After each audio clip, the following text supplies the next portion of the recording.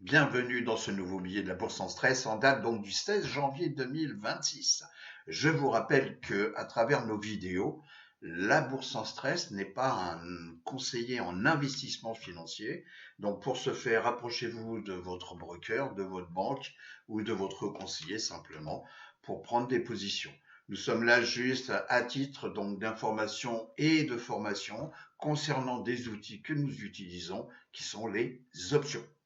Alors à toutes et tous, nous vous souhaitons une très très très bonne année 2026, une bonne santé, plein de bonheur, plein de bonnes choses, et puis des très bons résultats, on vous le souhaite, et tous ceux que nous avons formés, on fait tout pour une très bonne année de trading sur les options, et bien sûr sur les actions, puisque quand on fait du cover call, il faut choisir les bonnes actions. Alors, où est-ce que nous en sommes le 16 janvier 2026. Alors déjà, premièrement, on revient sur donc les inscriptions pour notre nouvelle formation qu'on propose au mois d'avril, du 11 avril donc au 14 avril, donc samedi, dimanche, lundi, mardi. Donc on aura 2 jours où les marchés seront ouverts, où on pourra faire des exercices, des prises de position.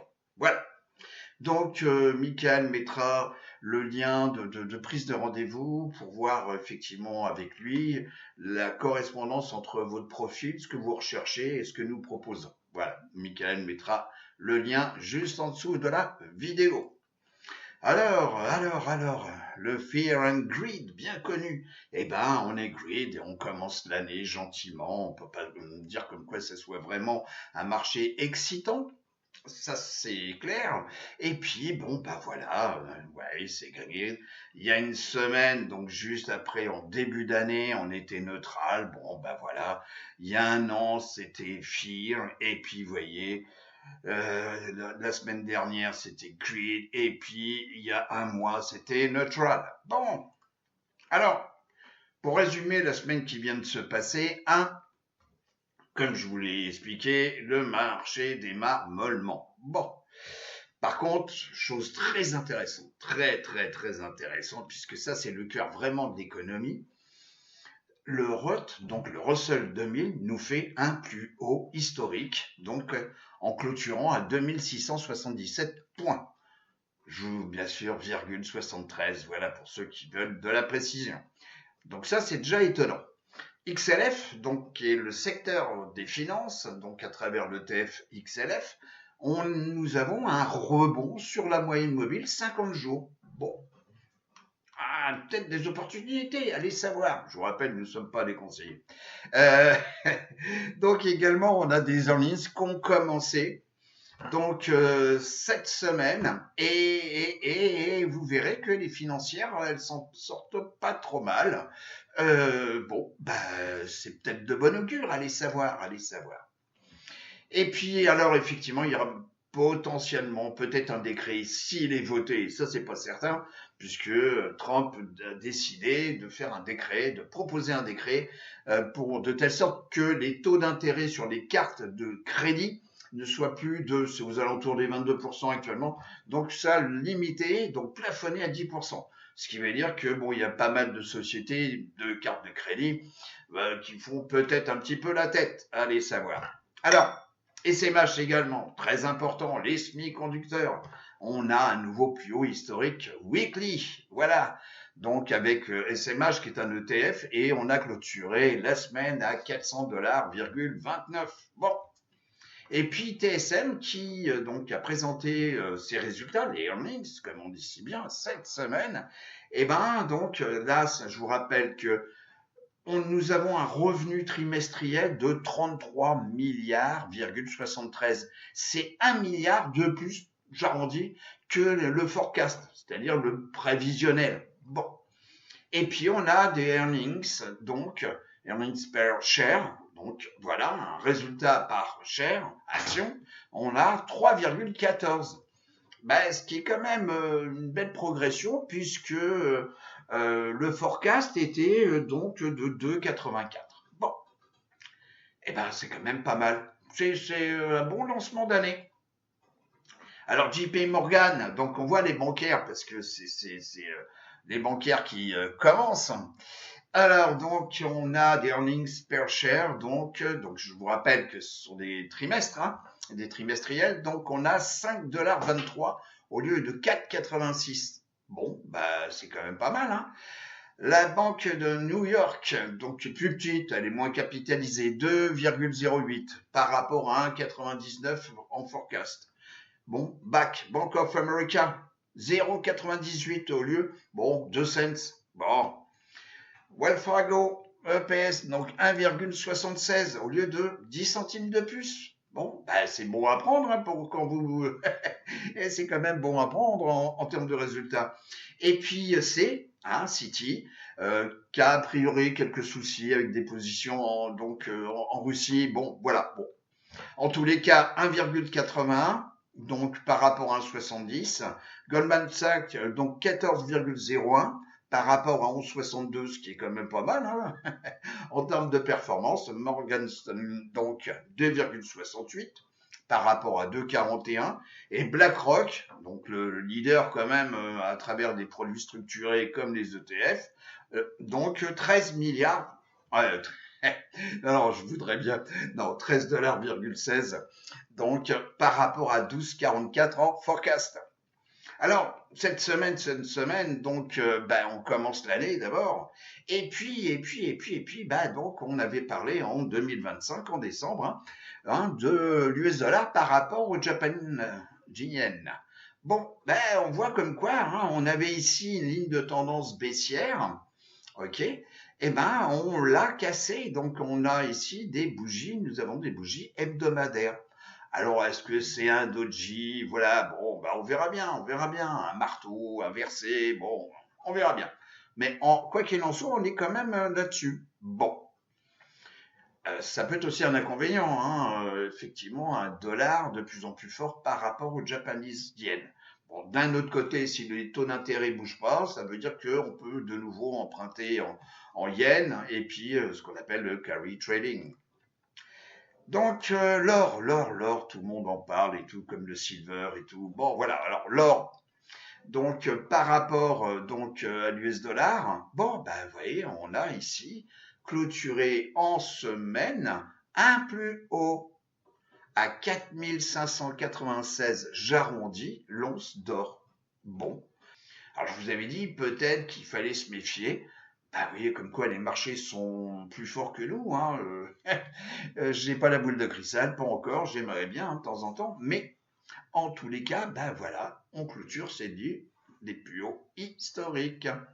Alors, le Chinese yuan par rapport au dollar, ça aussi c'est important, puisque effectivement il y a une guerre des devises, et c'est vrai qu'on voyait que, puisque si le yuan donc monte, c'est au détriment également des produits chinois par rapport à un marché qui peut être le premier marché. Bon, les Chinois, c'est les États-Unis, hein, faut quand même pas fermer les yeux. Vous voyez comme quoi le yuan monte quand même pas mal.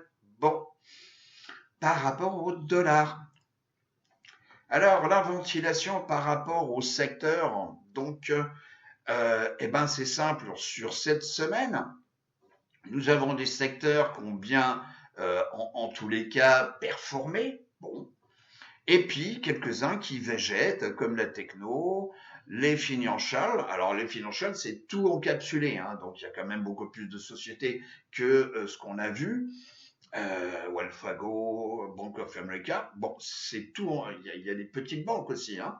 Ok. Et donc, voilà une petite baisse. Ok. Et le pire, c'est le consumer cyclical. Bon, c'est normal, je dirais, puisque le cycle, on va dire économique, des fêtes de fin d'année, donc des cadeaux, etc., on arrive maintenant un petit peu à la fin. Et donc, pour ce début d'année, c'est normal que ça retrace quand même un petit peu.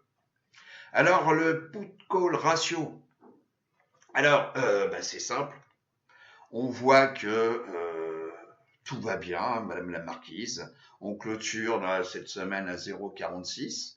Donc, je vous rappelle que la valeur moyenne se situe aux alentours des 0,62.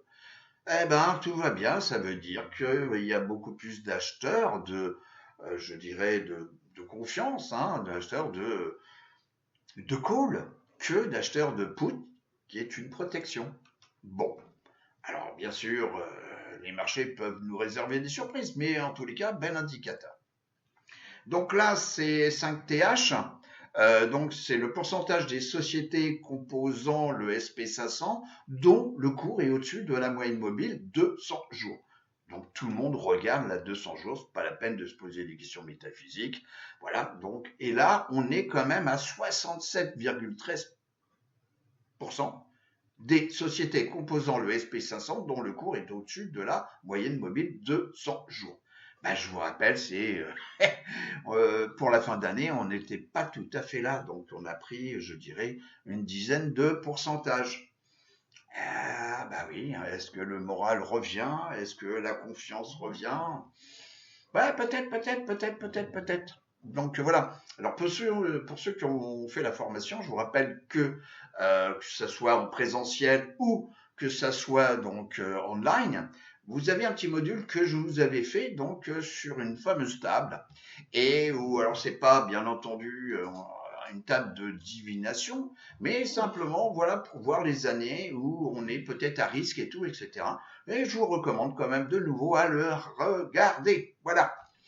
Puisque effectivement la table nous disait que par exemple en 2024, ok, ben, en 2024 c'était une année à risque. Et qu'est-ce qui s'est passé en 2024? On a eu un risque quand même relativement important au mois d'août, où il concernait la hausse des taux d'intérêt au Japon. Et donc un gros problème pour le carry trading. Et effectivement, on a eu quand même une chute. Bon, alors regardez de nouveau la vidéo, c'est un petit clin d'œil. Alors, donc là, le VIX. Bon, alors le VIX, moi je suis toujours avec mon petit canal, grosso modo 18 et puis 16. Bon, vous voyez comme quoi on était passé en dessous. Donc là, ce sont des bougies en daily. Et puis petite chose, juste à noter, voilà, mon petit fil conducteur, la moyenne mobile 10 jours, joue son rôle. Bon, alors est-ce que on va retester la zone des 18? Peut-être. Voilà. En tous les cas, je vous rappelle que la fin de la semaine dernière, donc on a quand même, enfin de cette semaine, excusez-moi, puisqu'on est en délit, on a eu une petite pointe, voilà, un risque, bon, à suivre. Alors, le Bitcoin, alors, je vous rappelle, on n'est pas des grands spécialistes du Bitcoin, puisque on en a fait, bon, ça correspond parfois un peu du jeu, etc., etc. Bon, cependant, on peut regarder comme indicateur, je dirais bien, le BTC, donc le cours du Bitcoin par rapport au dollar, et voir, parce qu'il y a un effet bien sûr psychologique. Et là, bah, effectivement, on avait une ligne de tendance qu'on avait cassée. Donc là, nous sommes en bougie hebdomadaire, qu'on avait cassée. Et puis là, bah, on revient, vous voyez, c'est quand même amusant, on revient la tester. Bon, on clôture, puisque le marché il continue même le week-end, mais en tous les cas, on était à 95 000, j'arrondis, donc bien plus haut que les petits points là où on était allé tester donc la zone des 80 000. Bon, on a repris, j'arrondis, 15 000 $ quand même par rapport au plus bas qu'on avait rencontré là. Alors, on voit ça pendant la formation niveau 2 expert. Donc, le skew, j'en parle très peu là aujourd'hui. Simplement pour ceux qui ont la formation, je souhaite simplement leur dire comme quoi on vient d'atteindre le deuxième pic moins haut. Et généralement, il faut faire quand même un petit peu attention. Voilà. Donc, on a une volatilité qui avait tendance donc à monter, à avoir un pic, on redescend, et puis on va peut-être retester une zone qui est importante. Et puis on a le SP500 qui a tendance un petit peu à... Bon, ok, donc suivez bien ça. Voilà, c'est un indicateur, je ne vais pas dire comme quoi il est fiable à 100%.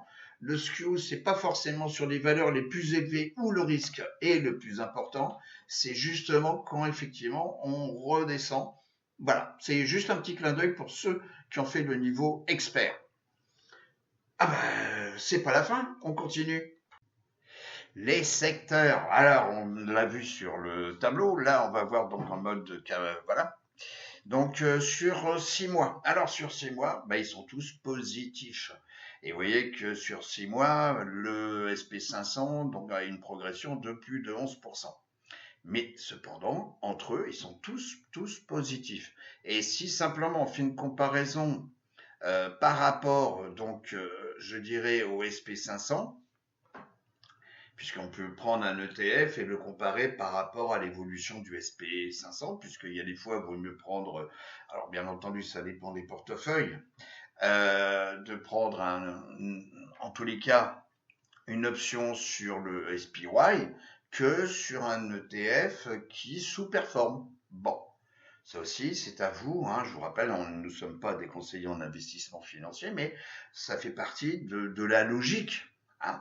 Donc là, on voit par rapport au SP500, nous avons des secteurs qui sous-performent, que ce soit le real estate, les financières, pour l'instant, même si elles se réveillent, les utilities, les staples, bon, hein, ce que j'appelle les... enfin bon, les couches culottes. Et puis donc les materials, ici des services de communication. Bon. Et par contre, actuellement, par rapport au SP500, c'est la santé qui superforme. Bon. L'énergie, vraiment, bon, à 1% près, bon, voilà. Pareil pour la technologie. Bon. Alors, vous voyez comme quoi, quand on compare réellement par rapport au SP500, on voit pas tout à fait la même chose. Voilà. Alors, si on compare maintenant les 4 indices à travers des ETF, donc, alors vous avez le SP500, donc à travers le SPY, donc SPY, excusez-moi, vous avez DIA, ok, le Dow Jones industriel, vous avez QQQ, bien connu, qui représente le Nasdaq 100, et puis IWM, qui est le Russell 2000. Et ben, vous voyez bien comme quoi, depuis le début d'année, hein, là on regarde sur 6 mois, depuis le début d'année, ben, on voit le Russell 2000 monter comme une flèche. Alors, jusqu'où il va monter bon, comme on dit souvent, hein, les arbres ne montent pas au ciel, donc faites attention, mais en tous les cas, belle occure, et graphiquement, vous voyez, on le voit bien là, donc on a eu une petite période donc en 2025, au mois du mars, avril, donc là, nous sommes en bougie en hebdomadaire. Et là, on voit bien, on a clôturé sur, si je me décale, voilà, on a clôturé, je bafouille, excusez-moi, on clôture sur un plus haut historique. Donc voilà, donc c'est quand même, je dirais que c'est intéressant, puisque ça concerne l'économie pure et dure américaine. Alors, le SMH, alors, les semi-conducteurs, c'est aussi, oui, on clôture, comme je vous l'ai dit dans mon premier tableau, oh, on superforme. On est sur des plus hauts historiques. Voilà. Alors, est-ce qu'il faut regarder, hein, je dirais, d'autres NVDA? Voilà, NVDA, tout le monde en parle. Bon, alors peut-être que, voilà, NVDA, bah oui, par contre, là, on stagne. Alors, ça veut dire que peut-être l'intérêt est repris par d'autres sociétés. Bon, on a évoqué TSM. Bon, bah, TSM, on regarde TSM. Voilà, belle société. Taïwan. Bon, et ben là, on clôture sur un plus haut historique. Bon. Alors, ces semi-conducteurs, on a besoin, oui, c'est sûr qu'on en a besoin. Quels que soient les produits, on en a besoin. Et bien entendu, on va toujours vous ressasser à l'intelligence artificielle, etc., etc., etc. Bon, ok. Alors, il y a également donc les Magnificent Seven, ok. Qu'est-ce qu'elles deviennent? Bon, on vient ici, hop, eh ben, elle végète. Mais depuis novembre, on végète. Et là, on vient de clôturer toujours en bougie hebdomadaire sous mon petit fil conducteur, sous la moyenne mobile 10 semaines. Bon. Alors, que faire? Bon, bah, en tous les cas, on voit comme quoi les financières. Bon, hein, si on regarde XLF, bon, XLF, hop. Bon, vous voyez comme quoi on est quand même, on est toujours en bougie hebdomadaire, hein, d'accord? on est sur un train d'haussier actuellement. Vous voyez, on a cassé ici un plus haut qui était donc à 54, j'arrondis. Bon, et là, on utilise la moyenne mobile 10 semaines, on s'appuie dessus actuellement, et puis, bon, si on regarde purement le MACD est positif, le RSI, on est au-dessus de la zone, légèrement, mais on est au-dessus de la zone de neutralité des 50%. Bon, alors il y a peut-être des choses, des sociétés à aller chercher donc dans les financières. Voilà. Alors le mardi 20, nous aurons donc les résultats pour Netflix, vraiment à suivre, puisque c'est la consommation audiovisuelle, hein, donc nouveaux abonnés, etc., avec du récurrent. Donc, et puis troisième est US Bangkok, Bancorp, excusez-moi. Alors, également donc sur les semi-conducteurs, vous voyez, donc au-dessus de 10 milliards. Je vous ai fait un petit tableau, donc on est en ordre décroissant, donc en termes de capitalisation, et donc nous allons voir donc ce qu'on appelle les earnings per share, donc cette année, et puis les perspectives donc sur l'année prochaine ou sur les 5 ans prochains. Bon, donc on voit comme quoi il y a des forts pourcentages pour quelques sociétés comme Micron, AVGO, donc Broadcom, etc., AMD, là-dessus, sur des sociétés. Alors ça, c'est un screener. Donc sur les sociétés où effectivement il y a un ratio, donc je dirais important de cash, c'est-à-dire que la société peut en tous les cas investir puisqu'elle a beaucoup de cash en trésorerie, donc elle peut relancer des nouveaux produits, améliorer des produits actuels, communiquer donc à travers la publicité, etc., etc. Et là, donc cette semaine, on voit qu'on a quelques sociétés qui ont bien performé. Donc, vous voyez, dans la construction et l'engineering, donc c'est pas une grosse capille, hein, mais 5,32 milliards. Là, effectivement, on revient tester un plus haut. Donc, je dis pas comme quoi il faut aller absolument, mais ce sont des sociétés qui sont, je dirais, intéressantes économiquement puisqu'il y a beaucoup de cash flow. Donc, par rapport à leur prix, par rapport au prix du stock. Donc, voilà. Alors, vous appuierez sur pause. Donc, ça, c'est les 20 premières avec donc une performance sur cette semaine positive. Alors, SMR, bon, qui peut, pour être certains, un boulet, et puis tout le monde fait, ça va être peut-être source de joie demain, allez savoir. Donc, on est dans la rubrique des sociétés en relation avec l'énergie nucléaire. Donc là, nous avons rebondi sur la moyenne mobile ici, donc 200 semaines. Bon, et là, on est en train de jouer avec la 10 semaines ici en bleu. Alors, on est sous la 50, soit, mais bon.